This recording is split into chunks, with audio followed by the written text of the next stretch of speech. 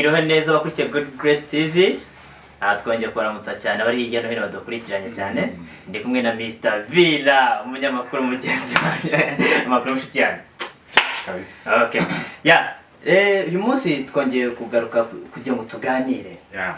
Hari ikintu maze iminsi ntekerezaho numva abantu, ariko uyu munsi none ndashaka kugira ngo mwakire nk'umutumirwa kugira ngo tubwire. Ese nta kibazo. Iyo umupasiteri asengeye umuntu agakira akamubwira ngo utegetse gutanga ishimwe cyangwa se icyacumu, ese wowe ubyumva ute?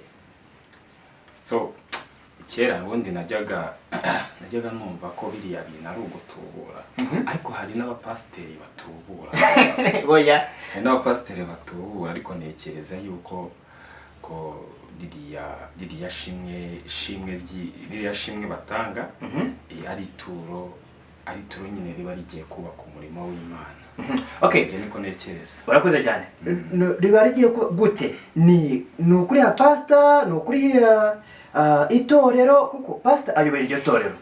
Ariko iyo utanze ituro cyangwa icyacumi, biba bigiye kwa pastor cyangwa biba bigiye mu itorero, biba bigiye gukora umurimo w'Imana mu buryo bwo kubaka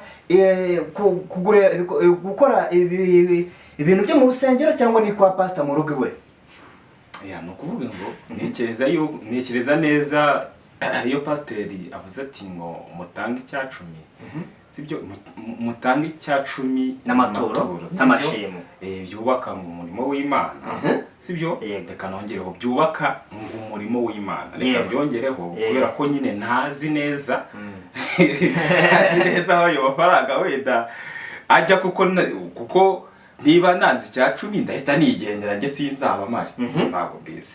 Ariko wenda nagavuga ngo ni mume, we nagavuga ngo ni mume icyacumi n'amaturo, kuko avuze ngo ni mume, urumva ubwo byaba bishatse kugaragaza yuko kari pasiteri ushaka ayo maturo. Ariko aravuga ngo ni mutange icyacumi n'amashimwe n'amaturo ngo byubaka umurimo w'Imana. Rero nyuma yaho abagiye kwinjira mu bintu ntasi. Abagiye kwinjira mu bintu ntasi. Abagiye kwinjira mu bintu ntasi rwose. Ese hari umupasiteri ufite akandi kazi ku ruhande? Urugero ni umwarimu, wenda akora indi mirimo itandukanye. Hari umupasiteri ukwiye kuba afite iyo mirimo, cyangwa se hari umupasiteri uzi ukora iyo mirimo? Amakuru mfite nkeka yuko ko nta kandi kazi agira. Nta kandi kazi aba afite. Bivuge ngo ari amashimwe n'amaturo n'icyacumi avamo umushahara. Oya, ntabwo ari umushahara. Ibyo bivuze umushahara. Urugero, none se abakristo wenda pastor wenda ufite lisansi aze, kandi afite abakristo batarenze 20, kandi abakristo batarenze 20 ntabwo wenda bashobora gutura 10,000. None se ubwo ibyo 10,000 byaba ari wo mushahara we? 10,000 se? Oya, nanone ukuvuga ngo niba pasiteri nyine guhera ku munsi wa mbere se yirirwa ku rusengero akurikirana ibintu by'umurimo w'Imana, akageza ku itariki ya 30 agatangira indi tariki akurikirana ibintu byo mu rusengero, ubwo urumva nyine bamugenera umushahara. Cyangwa nka pasiteri aricara akigenera umushahara akavuga ati ngiye nzajya mpembwa 200. Murabyemera cyane mubyemera njye kuba uwundi mu pasiteri ku rundi rusengero rwahandi? Hariya wibuka neza ko pasiteri aba afite umuryango? Cyane. Aba afite abana biga. Of course. Urumva rero nkatwe twebwe hari igihe tubitekerezaho tugashaka igisubizo, ariko Bibiliya ubwayo iravuga ngo tugeragereshe icyacumi, mungeragereshe icyacumi n'amaturo, nanjye nzabagomorera iki imigisha, ngo mubure naho mugire iki muyikwiza. Ariko nanone nkatekereza ko se niba ari ijambo ry'Imana Imana yavuze, ese hari uburyo bifite bigera ku Mana, cyangwa ubwo bikora umurimo w'Imana muri ba bantu badushumbye?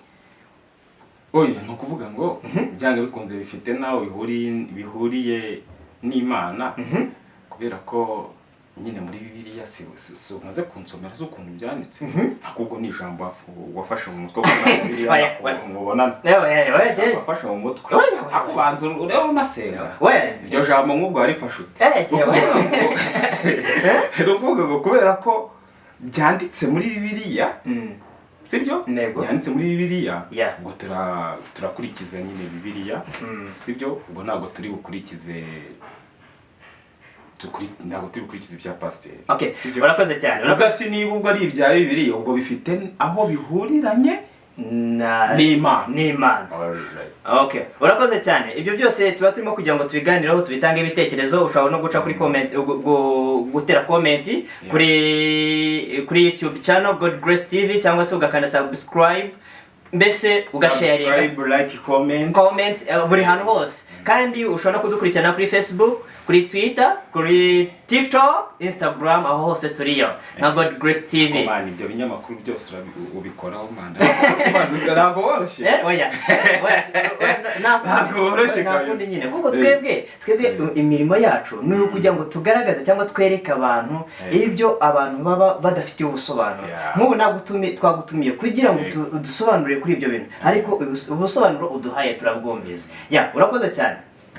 Harya wowe umuntu agushaka cyangwa se ashaka kukuvugisha yakubona hehe, yagusanga he kuri platform zawe cyangwa se ku mbuga nkoranyambaga zawe ni zihe? Nanjye nkoresha imbuga nkoranyambaga zigiye zitandukanye. Imbuga nkoranyambaga nkoresha ni Promise Studio. Promise Studio, Instagram, Promise Studio, Facebook, Promise Studio, TikTok zose tuzikoresha. Hose ni Promise Studio. Ndetse tukaba duherereye Kicukiro.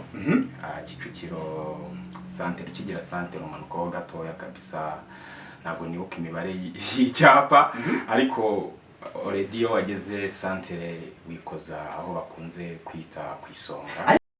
Ubwo nari nyikomeza wadusanga ku Isonga, and then wagera ku Isonga ukaduhamagara kuri nimero turi buguhereza hanga kuri screen, and then tukaza tukagutora. Naho ngaho rwose niho studio iri. Uraza tukagukorera indimbo, tugashutinga ubukwe bwawe, video, audio, buri kintu cyose twebwe umva byose, nta kintu na kimwe tudakora, byose turabikora rwose. Urakoze cyane abantu mwese mwari mukurikiye God Grace TV. Imana ibahereze umugisha. Nakagaruka turi kumwe ibihe byose. Mushobora gukomeza kudukurikirana kuri izo mbuga zose twababwiye. Imana ibagire neza. Murakoze cyane. Murakoze cyane. Ni MC DJ Vira. Okay, MC DJ Vira. Murakoze cyane. Ciao. Sawa.